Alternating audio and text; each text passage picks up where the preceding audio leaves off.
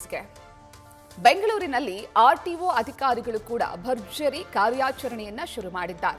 ಕಳೆದ 3 ದಿನಗಳಲ್ಲಿ 350ಕ್ಕೂ ಹೆಚ್ಚು ಬೈಕ್ ಟ್ಯಾಕ್ಸಿಗಳಿಗೆ ದಂಡವನ್ನು ವಿಧಿಸಲಾಗಿದೆ. ವೈಟ್ ಬೋರ್ಡ್ ಬೈಕ್ ಆಪ್ ಆಧಾರಿತ ಸೇವೆಗೆ ಬಳಕೆಯನ್ನ ಮಾಡಿಕೊಂಡಿರುವಂತಹ ಹಿನ್ನೆಲೆ ಅಂತಹ ಬೈಕ್ ಮಾಲೀಕರಿಗೆ ದಂಡವನ್ನ ಹಾಕಲಾಗ್ತಾ ಇದೆ. ನೂರಾರು ಆಪ್ ಆಧಾರಿತ ಅನಧಿಕೃತ ವಾಹನಗಳಿಗೆ ಪೊಲೀಸರು ಬಿಸಿ ಮುಟ್ಟಿಸಿದ್ದಾರೆ. ಬೆಂಗಳೂರು ಸೌತ್ ಆರ್ಟಿಒ ಅಧಿಕಾರಿಗಳು ಮಿಂಚಿನ ಕಾರ್ಯಾಚರಣೆಯನ್ನ ಮಾಡುತ್ತಿದ್ದಾರೆ. ಪ್ರಾದೇಶಿಕ ಆಯುಕ್ತೆ ಓಂಕಾರೇಶ್ವರಿ ನೇತೃತ್ವದಲ್ಲಿ ದಾಳಿಯನ್ನ ಮಾಡಲಾಗ್ತಾ ಇದ್ದು, ದಂಡ ವಿಧಿಸಿ ಕೆಲವರ ಇನ್ಶೂರೆನ್ಸ್ ಅನ್ನ ಕೂಡ ಆರ್ಟಿಒ ಅಧಿಕಾರಿಗಳು ರದ್ದು ಮಾಡಿದ್ದಾರೆ. ವೈಟ್ ಬೋರ್ಡ್ ವಾಹನಗಳನ್ನ ಕ್ಯಾಬ್ ಅಥವಾ ಟ್ಯಾಕ್ಸಿಗೆ ಬಳಸುವಂತಿಲ್ಲ ಎನ್ನುವಂತಹ ನಿಯಮ ಇದ್ದರೂ ಕೂಡ ಒಂದಷ್ಟು ಬೈಕ್ ಚಾಲಕರು ವೈಟ್ ಬೋರ್ಡ್ ಬೈಕ್ಗಳನ್ನ ಕ್ಯಾಬ್ ಹಾಗೂ ಟ್ಯಾಕ್ಸಿಗೆ ಬಳಸ್ತಾ ಇದ್ದಂತಹ ಕಾರಣ ಇದೀಗ ಆರ್ಟಿಒ ಅಧಿಕಾರಿಗಳು ಭರ್ಜರಿ ಕಾರ್ಯಾಚರಣೆಯನ್ನ ಶುರು ಮಾಡಿದ್ದಾರೆ. ಮೊನ್ನೆಯಿಂದ ಈ ಒಂದು ಎನ್ಫೋರ್ಸ್ಮೆಂಟ್ ಆಕ್ಟಿವಿಟೀಸ್ ಮಾಡ್ತಾ ಇದ್ದೀವಿ ನಾವು ಬೈಕ್ ಟ್ಯಾಕ್ಸಿಗೂ. ಹಿಂದೇನೂ ಮಾಡಿದ್ವಿ, ಬಟ್ ಇವತ್ತಿನ ಇದರಲ್ಲಿ ಮೊನ್ನೆಯಿಂದ ಶುರು ಮಾಡಿದ್ದೇವೆ. ಮೊನ್ನೆ 263 ಬೈಕ್ ಟ್ಯಾಕ್ಸಿಗಳನ್ನ ಸೀಸ್ ಮಾಡಿದ್ವಿ. ನಿನ್ನೆ 20 ಸೀಸ್ ಮಾಡಿದ್ದಾರೆ. ಇವತ್ತು ಕಾರ್ಯಾಚರಣೆ ನಡೀತಾ ಇದೆ. ಇದ್ರ ಉದ್ದೇಶ ಏನಂತ ಹೇಳಿದ್ರೆ, ಈಗ ಬೈಕ್ಗಳು ಉಂಟಲ್ಲ, ಈಗ ಜನ ಓಡಿಸ್ತಾ ಇರುವಂಥ ಬೈಕ್ಗಳು ಅದು ನಾನ್ ಟ್ರಾನ್ಸ್ಪೋರ್ಟ್ ಅಂದರೆ ಸಾರಿಗೆ ಥರ ಸ್ವಂತ ಉಪಯೋಗಕ್ಕೆ ಅಂತ ಹೇಳಿ ಬೈಕ್ನ ರಿಜಿಸ್ಟ್ರೇಷನ್ ಮಾಡಿ ಕೊಟ್ಟಿರುವಂಥದ್ದು. ನಾವು ಅದನ್ನು ಅವ್ರೇನು ಮಾಡ್ತಾ ಇದ್ದಾರೆ, ಬಾಡಿಗೆಗೆ ಹೊಡಿತಾ ಇದ್ದಾರೆ.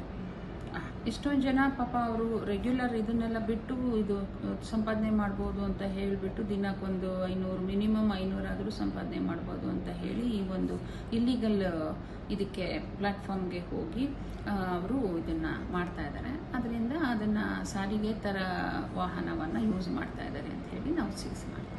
ಇದುವರೆಗೆ ಎಷ್ಟು ಸೀಸ್ ಮಾಡ್ತಿದ್ರಾ? ಈ ಸೀಸ್ ಮಾಡುವ ಕಾರ್ಯ ಕಂಟಿನ್ಯೂ ಇರುತ್ತೆ ವೀಕ್ಲಿ ಅಥವಾ ಮಂತ್ಲಿ ಅಂತ ಏನಾದರೂ ಇದು ಮಾಡಿದ್ದೀರಾ? ಮಂತ್ಲಿ ಅಂತಂದರೆ ಈಗ ನಮ್ಮದು ನಿಮಗೂ ಗೊತ್ತಿದೆ, ಆರ್ಟಿಒ ಆಫೀಸಲ್ಲಿ ಎಲ್ಲ ಥರದ ಕೆಲಸಗಳನ್ನು ಮಾಡಬೇಕಾಗಿದೆ. ನಾವು ರಿಜಿಸ್ಟ್ರೇಷನ್ ಮಾಡಬೇಕು, ವೆಹಿಕಲ್ ರಿಜಿಸ್ಟ್ರೇಷನ್, ಟ್ರಾನ್ಸ್ಪೋರ್ಟ್ ವೆಹಿಕಲ್ಸ್ದು, ಮತ್ತು FC ನೋಡಬೇಕು, ಮತ್ತು ಇದು ಆಕ್ಸಿಡೆಂಟ್ ಸ್ಪಾಟ್ಸ್ಗಳಿಗೆ ಹೋಗಿ ಖುದ್ದಾಗಿ ನಾವು ಜಾಯಿಂಟ್ ಸರ್ವೆ ಮಾಡಿ ರಿಪೋರ್ಟ್ ಕೊಡಬೇಕು. ಇದೆಲ್ಲದರ ನಡುವೆ ನಾವು ಈ ಕೆಲಸನೂ ಮಾಡಬೇಕಾಗತ್ತೆ. ಹಂಗಾಗಿ ಕಂಟಿನ್ಯೂಸ್ ಆಗಿ ಮಾಡಬೇಕು ಅಂತ ಅಲ್ಲ, ಆದರೆ ಪ್ರತಿದಿನವೂ ಮಾಡ್ತೀವಿ. ಸಾಧ್ಯ ಆದಷ್ಟು ಮಾಡ್ಕೊಂಡು ಹೋಗ್ತಾ ಇರ್ತೀವಿ. ಇದು ಮುಂದುವರಿತದೆ. ಮೇಡಮ್, 2 ಡೇಸಲ್ಲಿ ಎಷ್ಟು ವೆಹಿಕಲ್ಗಳನ್ನ ಸೀಸ್ ಮಾಡಿದಾರೆ ಮತ್ತು ಎಷ್ಟು ಜನ ಫೈನ್ ಕಟ್ಟಿ ಬಿಡಿಸ್ಕೊಂಡು ಹೋಗಿದ್ದಾರೆ ವೆಹಿಕಲ್ಸ್ಗಳನ್ನ?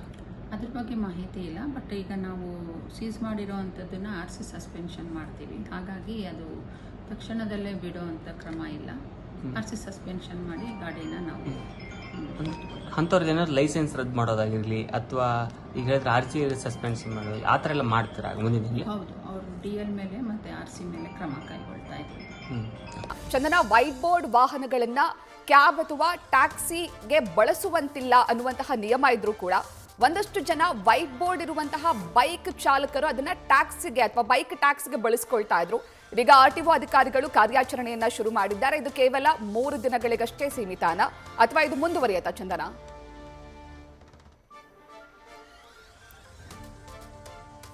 ಬೆಂಗಳೂರಿನಲ್ಲಿ ಆರ್ಟಿಒ ಅಧಿಕಾರಿಗಳು ಭರ್ಜರಿ ಕಾರ್ಯಾಚರಣೆಯನ್ನ ಶುರು ಮಾಡಿದ್ದಾರೆ. ಕೆಲವೊಂದಷ್ಟು ಬೈಕ್ ಚಾಲಕರು ವೈಟ್ ಬೋರ್ಡ್ ಇದ್ರೂ ಕೂಡ, ಅಂದ್ರೆ ಸಾರಿಗೆಯೇತರ ಅಂತ ರಿಜಿಸ್ಟರ್ ಮಾಡಿಸಿದ್ರು ಕೂಡ ಕ್ಯಾಬ್ ಚಾಲನೆಗೆ, ಟ್ಯಾಕ್ಸಿ ಚಾಲನೆಗೆ ಬಳಸಿಕೊಳ್ತಾ ಇದ್ರು. ಅಂತಹ ವಾಹನಗಳನ್ನ ಹಿಡಿದು ಪೊಲೀಸರು ದಂಡ ವಿಧಿಸುತ್ತಿದ್ದಾರೆ. ಇವಾಗ ಹೆಚ್ಚಿನ ಮಾಹಿತಿಯನ್ನು ನೀಡ್ತಾರೆ ನಮ್ಮ ಪ್ರತಿನಿಧಿ ಚಂದನ, ವೈಟ್ ಬೋರ್ಡ್ ವಾಹನಗಳನ್ನ ಕ್ಯಾಬ್ ಅಥವಾ ಟ್ಯಾಕ್ಸಿ ಚಾಲನೆಗೆ ಬಳಸುವಂತಿಲ್ಲ ಎನ್ನುವಂತಹ ನಿಯಮ ಇದೆ.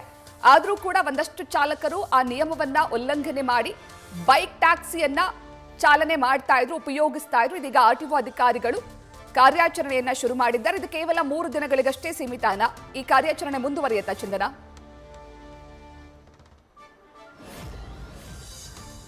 ಪ್ರತೀಕ್ಷಾ, ಈ ಕಾರ್ಯಾಚರಣೆ ಸದ್ಯಕ್ಕೆ ಮುಂದುವರಿಯುತ್ತೆ ಅನ್ನುವಂತ ಮಾತನ್ನ ಸಾರಿಗೆ ಇಲಾಖೆಯ ಅಧಿಕಾರಿಗಳು ಕೂಡ ಹೇಳ್ತಾ ಇರುವಂತದ್ದು, ಸಾರಿಗೆ ಇಲಾಖೆ ಆಯುಕ್ತರು ಹೇಳೋ ಪ್ರಕಾರ ಅಂದ್ರೆ ಕಳೆದ 3 ದಿನಗಳಿಂದ 350ಕ್ಕೂ ಹೆಚ್ಚು ಬೈಕ್ ಟ್ಯಾಕ್ಸಿಯ ಕಾರ್ಯಾಚರಣೆ, ಬೈಕ್ ಟ್ಯಾಕ್ಸಿಗಳನ್ನ ನಾವು ವಶಕ್ಕೆ ಪಡ್ಕೊಂಡಿದೀವಿ ಅನ್ನುವಂತ ಮಾಹಿತಿಯನ್ನ ಹೇಳ್ತಾ ಇರುವಂತದ್ದು. ಈ ಕಾರ್ಯಾಚರಣೆ ಸದ್ಯಕ್ಕೆ ಮುಂದುವರಿಯುತ್ತೆ ಅನ್ನುವಂತ ಮಾತನ್ನ ಕೂಡ ಅವ್ರು ಹೇಳ್ತಾ ಇರುವಂತದ್ದು. ಈಗ ಸಡನ್ ಆಗಿ ಯಾಕೆ ಈ ಕಾರ್ಯಾಚರಣೆ ಶುರು ಆಯ್ತು ಅನ್ನೋದನ್ನು ಕೂಡ ನಾವು ಗಮನಿಸಬೇಕಾಗುತ್ತೆ. ಯಾಕಂದ್ರೆ ಇತ್ತೀಚೆಗಷ್ಟೇ ನಾವು ಆಟೋ ಚಾಲಕರು ಹಾಗೂ ಬೈಕ್ ಟ್ಯಾಕ್ಸಿ, ಏನ್ ರ್ಯಾಪಿಡೋ, ಓಲಾ, ಊಬರ್ ಅಂತ ಕೇಳ್ತಾ ಇದ್ವಿ, ಬೈಕ್ ಟ್ಯಾಕ್ಸಿ ಚಾಲಕರ ನಡುವೆ ಆಗಾಗ ಈ ಜಟಾಪಟಿ ನಡೀತಾನೆ ಇತ್ತು. ಆಟೋ ಚಾಲಕರು ಈ ಬೈಕ್ ಟ್ಯಾಕ್ಸಿಯನ್ನ ರದ್ದು ಮಾಡಬೇಕು ಬೆಂಗಳೂರಲ್ಲಿ, ಯಾಕಂದ್ರೆ ನಮ್ಮ ಹೊಟ್ಟೆ ಪಾಡಿಗೆ ಪೆಟ್ಟು ಬೀಳ್ತಾ ಇದೆ ಈ ಬೈಕ್ ಟ್ಯಾಕ್ಸಿಯಿಂದ ಅನ್ನುವಂತಹ ಒಂದು ಆರೋಪವನ್ನ ಮಾಡ್ತಾನೆ ಇದ್ರು. ಈ ಕಡೆ ಈ ಒಂದು ಬೈಕ್ ಟ್ಯಾಕ್ಸಿ ಚಾಲನೆ ಯಥಾಸ್ಥಿತಿಯಲ್ಲಿ ನಡೀತಾ ಇತ್ತು. ಯಾಕಂದ್ರೆ ಹೈಕೋರ್ಟ್ ರಾಜ್ಯ ಸರ್ಕಾರಕ್ಕೆ ಒಂದು ಸ್ಪಷ್ಟ ಮಾತನ್ನ ಹೇಳಿತು. ಯಾಕಂದ್ರೆ ಈ ಒಂದು ವಿಚಾರದಲ್ಲಿ ರಾಜ್ಯ ಸರ್ಕಾರಕ್ಕೆ ಪ್ರತ್ಯೇಕವಾದಂತ ಅಧಿಕಾರ ಇದೆ. ನೀವು ಒಂದಷ್ಟು ನಿಯಮಗಳನ್ನ ಜಾರಿಗೊಳಿಸಬೇಕು, ಒಂದಷ್ಟು ಪ್ರತ್ಯೇಕವಾದ ನಿಯಮಗಳನ್ನ ಬೈಕ್ ಟ್ಯಾಕ್ಸಿ ಚಾಲಕರಿಗೆ ರೂಪಿಸಬೇಕು. ಯಾಕಂದ್ರೆ ವೈಟ್ ಬೋರ್ಡ್ ಇರೋ ಕಾರಣಕ್ಕಾಗಿ ಅಂತ ವಾಹನಗಳನ್ನ ನಾವು ಕಮರ್ಷಿಯಲ್ ಪರ್ಪಸ್ಗೆ ಯೂಸ್ ಮಾಡೋ ಹಾಗಿಲ್ಲ, ಅದು ಕಾನೂನು ಪ್ರಕಾರ ಉಲ್ಲಂಘನೆ ಆಗತ್ತೆ. ಹೀಗಾಗಿ ರಾಜ್ಯ ಸರ್ಕಾರಕ್ಕೆ ಆ ಅಧಿಕಾರವನ್ನ ಕೊಡ್ತು. ಆದ್ರೆ ಕಳೆದ 3 ದಿನಗಳ ಹಿಂದೆ ರಾಜ್ಯ ಸರ್ಕಾರ ಸುಪ್ರೀಂ ಕೋರ್ಟ್ ಮೆಟ್ಟಿಲೇರ್ತು.